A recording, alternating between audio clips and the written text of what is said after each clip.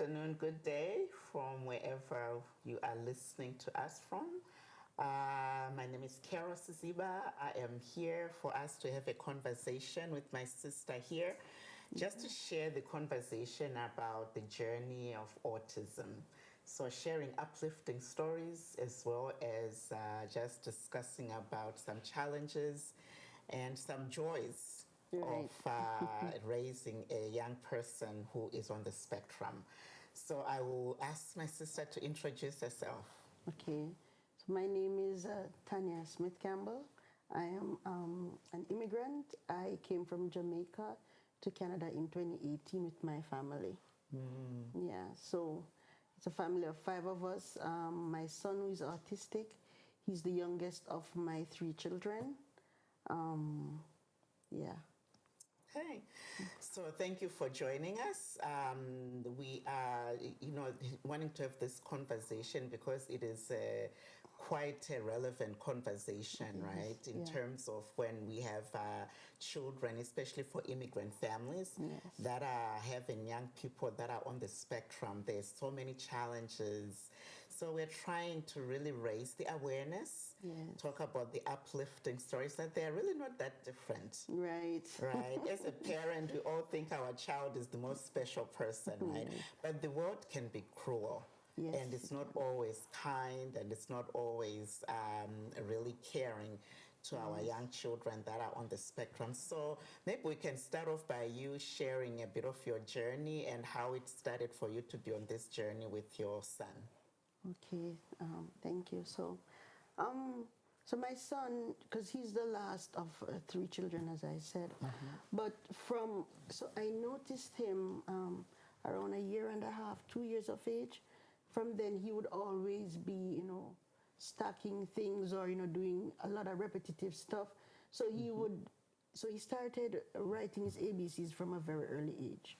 Okay. And he would write his ABCs all the time, like on the walls, in books, just over and over. And even when he got to like 4-year-old, 5-year-old, he was still doing the same thing. And that was just odd for me because I'm like, he's not changing. And even though, so we are from Jamaica. We speak Patois, but he never learned the language. He spoke English all the time. Oh, And I remember when he started preschool, they asked me if he was born abroad, and I said no, he's born and raised here. He didn't attend a private school at the time to say okay, they speak English. He attended the public school where Patois was the language, but he never grasped it. Did you speak English at home? No, we spoke Patois. Oh, wow. And he never grasped it. Yeah. So then I knew something was off because I'm like, he's not adapting to his environment as he should. And even to tie shoes, lace,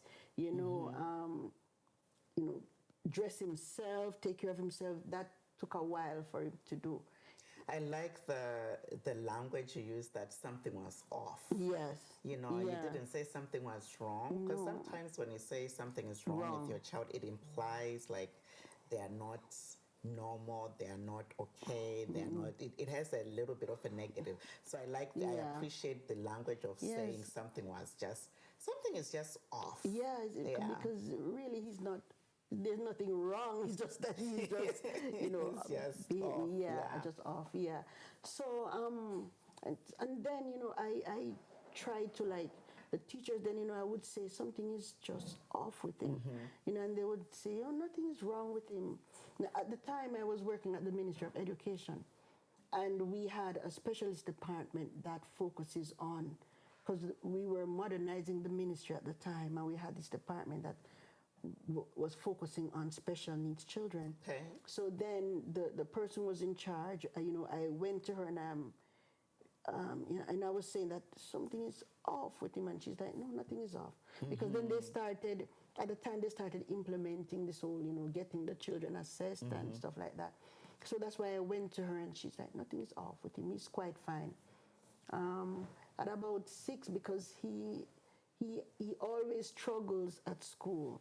So at about age 6, he was having issues with his teachers and stuff. So I took him to one of his, regular appointments, and the pediatrician, you know, she was observing him and she's saying that, no, something is really off. So that's when, you know, she said I'm to go and, you know, get him assessed. Yeah. So at this time you were still in Jamaica? Yeah, I was still in Jamaica. So by the time I, you know, initiated and, you know, to start the assessment process, then we left and we came to Canada because we came here when he was 7. Okay. Yes. So, but when we came to Canada, we came to British Columbia, and then he started school in grade 3. Grade 3, okay. Yeah, in grade 3. And, you know, the September, 2 weeks into the school year, they called me into a meeting and they said, you know, we have been observing your son and you know, there's something that's off and his behavior and stuff is like a child with Asperger syndrome. And that was just within 2 weeks of him being in school, they were able to already kind of have identified that there were some things that were not quite going along the way it should be. Yes. Okay.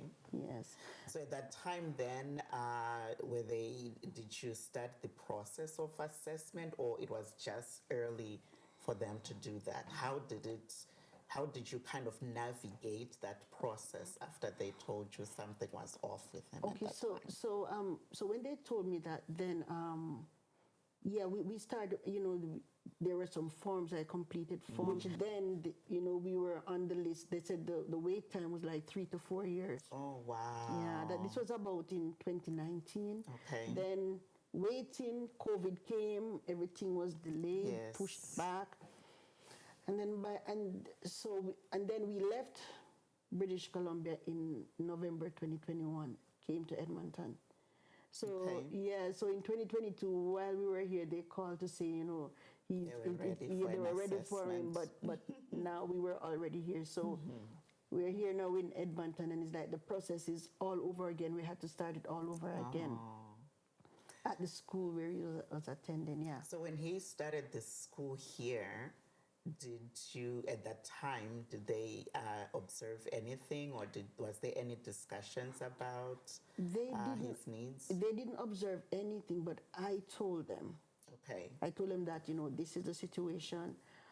So I guess I don't think I had gotten as much support as I thought I would have gotten from them as it relates to him because there was no diagnosis, there was nothing on paper, so he was treated as a regular child that is just not cooperating or stuff like that. Yeah. And this is an ongoing challenge with the children on the spectrum, right? Yeah. So which is why we always talk about the importance of early diagnosis. Right. Without that early diagnosis within the school, it is really, really hard for the kids to get the supports they need. So, you know, it is interesting that for you, you really experienced that, and it didn't help that COVID came in place as well. Yeah.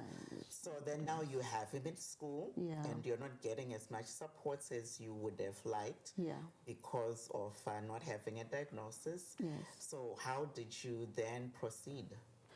So, because, well, he was at school getting in trouble all the time because so he's someone like this who he sees things black and white, or if there's a school rule, if the school rule says no phone, and if he sees a student with a phone, he's going to say, don't you see the student with phone? You said no phone. Why aren't you taking the phone from him? So that's him. So you know, he was getting in some issues at school with the teachers and stuff because of these things. Fair enough, So then that's when the school, you know, they started saying, you know, we don't think we can assist him. We don't think we have the resources because the classes were so full. So they said, okay, let us send him to a school that has a smaller group, or send him to a school with a strategist program where they can, like, you know, assist him.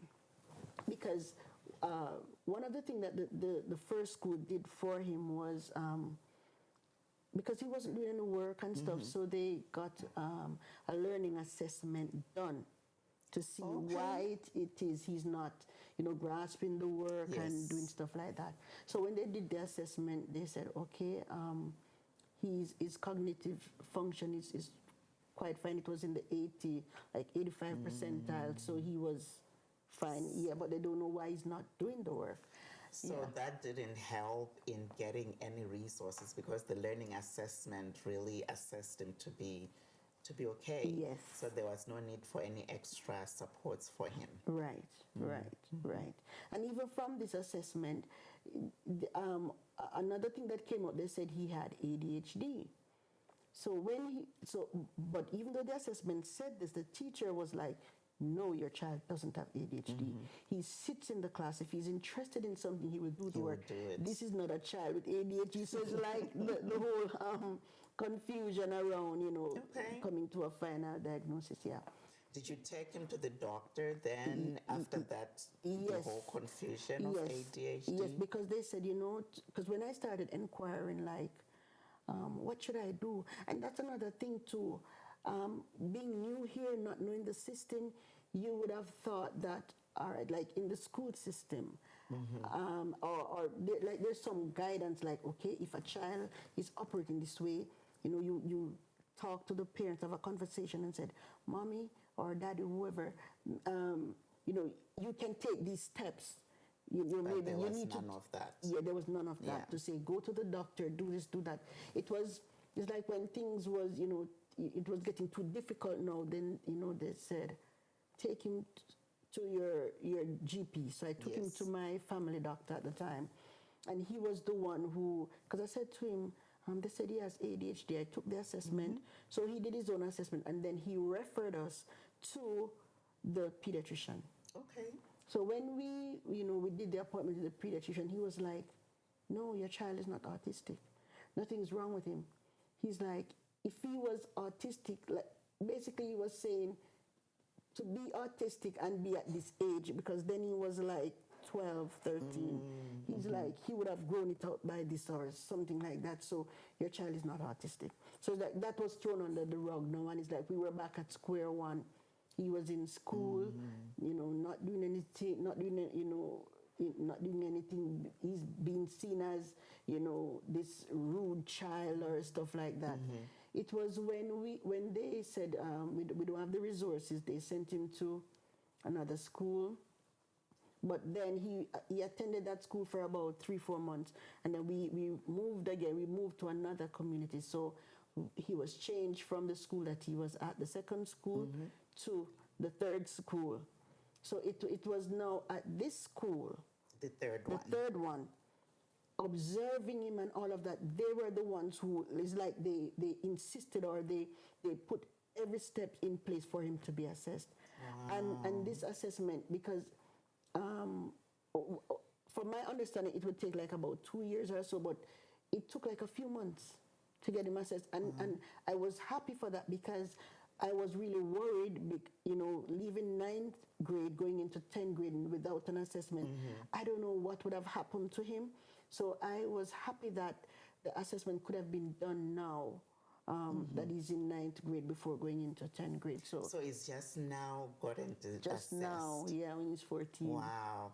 So, so you went on all these years changing schools, changing community, without really having a full assessment. Right.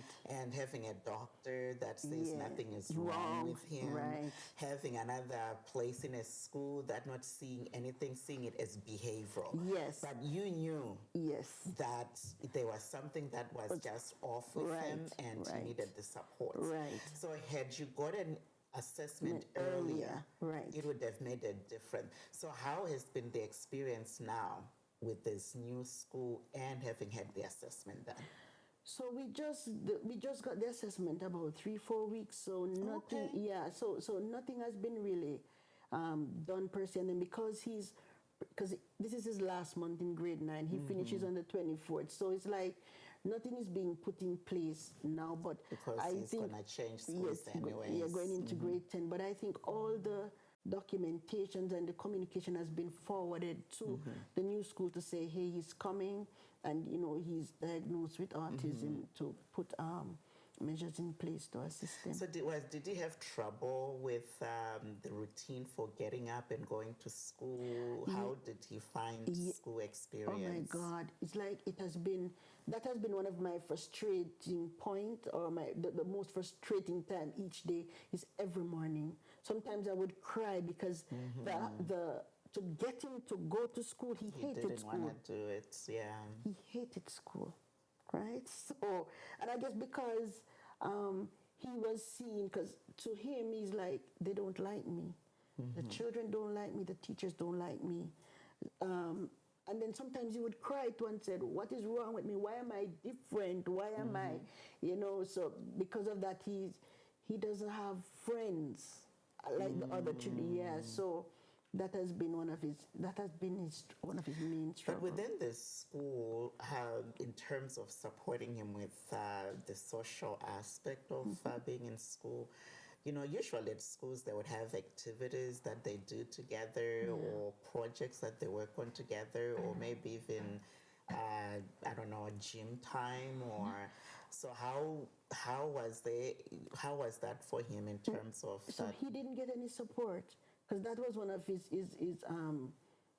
main complaint, that whenever there's a group assignment, he would always be left out, because the teachers would like throw it out and ask the children to form groups, but nobody would pick him. And then the teachers would not, because I'm saying, why is it, I guess because he didn't have a diagnosis, because they couldn't do anything. That's what I'm told, like, there's no diagnosis, so he was treated as a normal child. So he was left to go in a group by himself, do the assignment, get along with the team members and stuff, but that wasn't happening. So most of the time he had to do his assignments on his own, or even in gym. He hates gym, because he's always the last to be picked.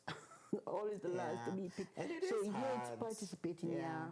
It's hard. You don't feel included. Yes. You don't feel like you're Yes. part of a group. You don't, That's that correct. sense of belonging. Yeah. Even for us as grown-ups, Yeah. right? Sometimes we feel left out Yes, if we you're do. not included. Yeah. I can't imagine for a child. So these are some of it might seem simple. It might seem like it's a very minor problem, but for a child who is on the spectrum, that diagnosis, especially within our school systems here in Canada, without the diagnosis, Not much is being done. No. And, it's kind of left to the teacher's discretion to be able to do other things, because the teachers could have helped facilitate the process of him being included or being a part of a group for a certain project. They didn't. No. And had he had a diagnosis, it might have made the process a little easier. Yes. So really you're relying on having that assessment, but also relying on the school to advocate, like this last school that you went, that facilitated that process for you. Yeah. So besides the school and being the challenges, because it really sounds like for you, that late diagnosis, it played a huge part in his experiences at school. How was he at home? Did you encounter any behavioral challenges or? So at home is the challenge that I encounter with him is like not understanding when we talk to him, in the sense that, so if you don't talk clearly, if you don't be specific, he's going to think.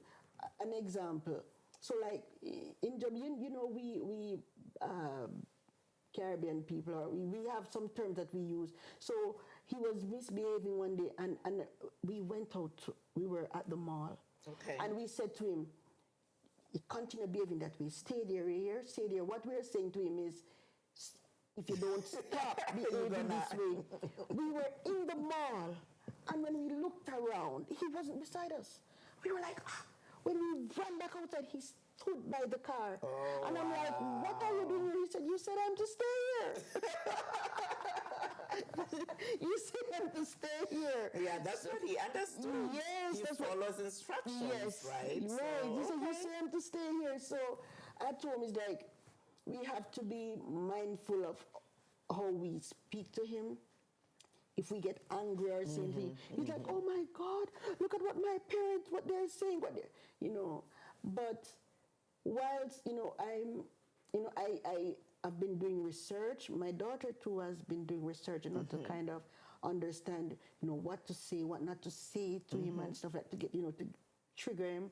My husband and my son, they're not on the same.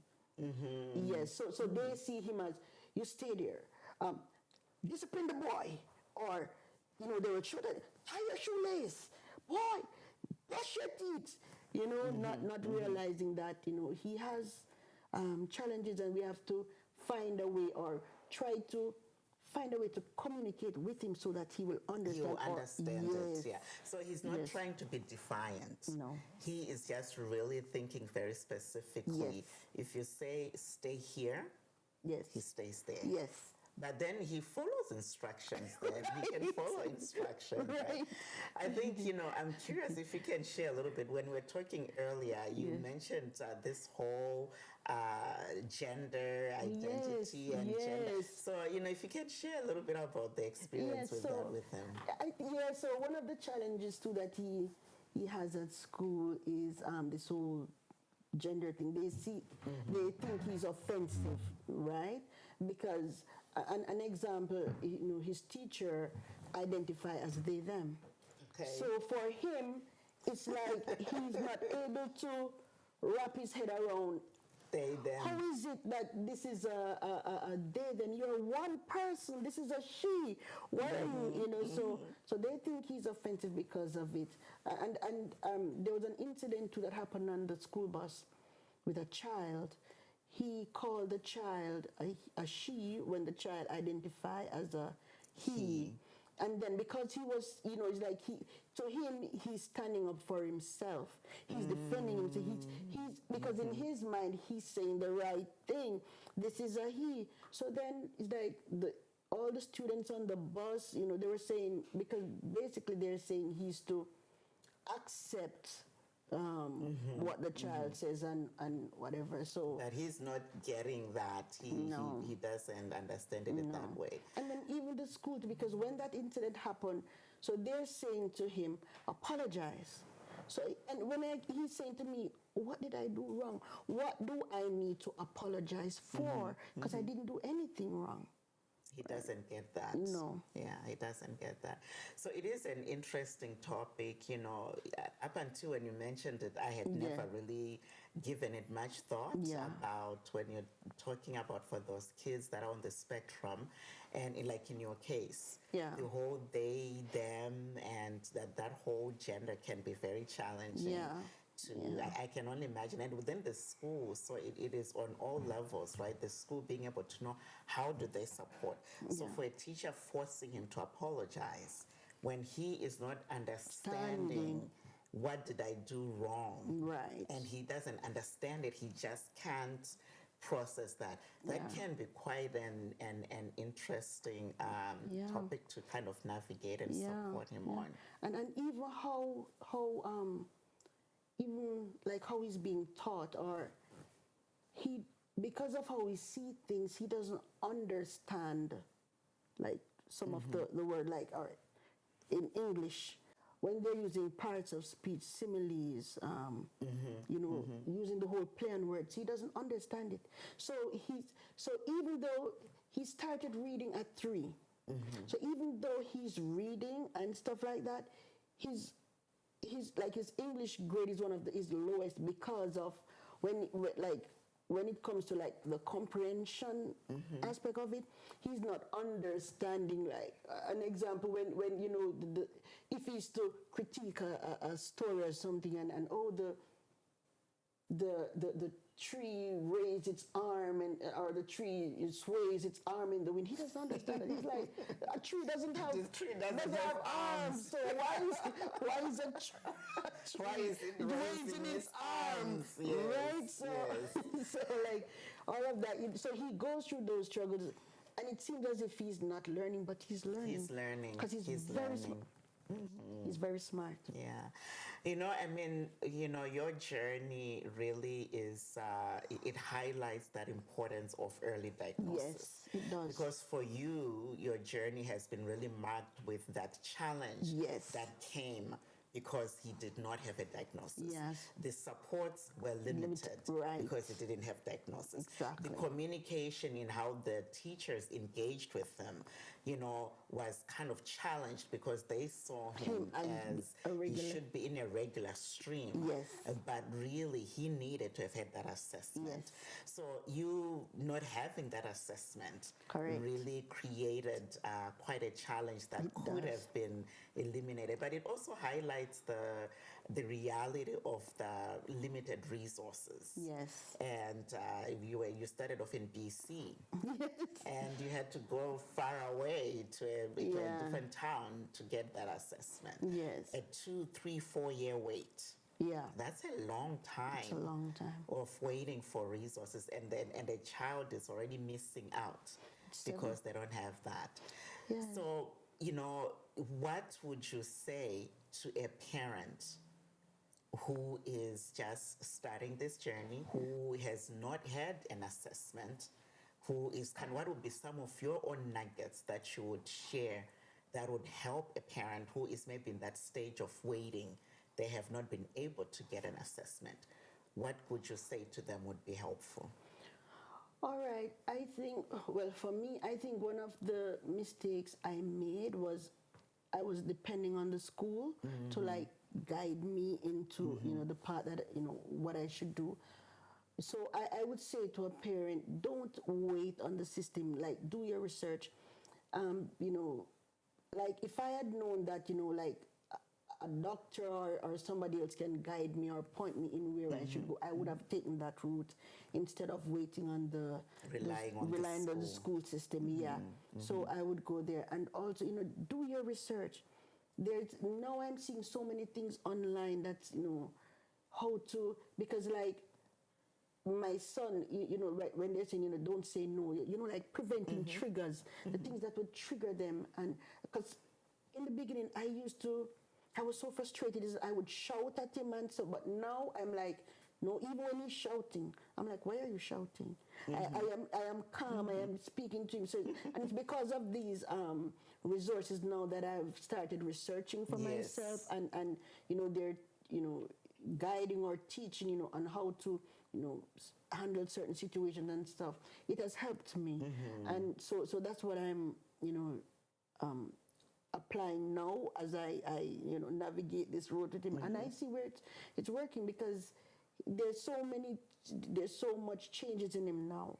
Wow. Right? Just in the year that he's been at this new school. I'm telling you, imagine transformation, what he would have happened had he gotten that earlier. Yeah. Yeah.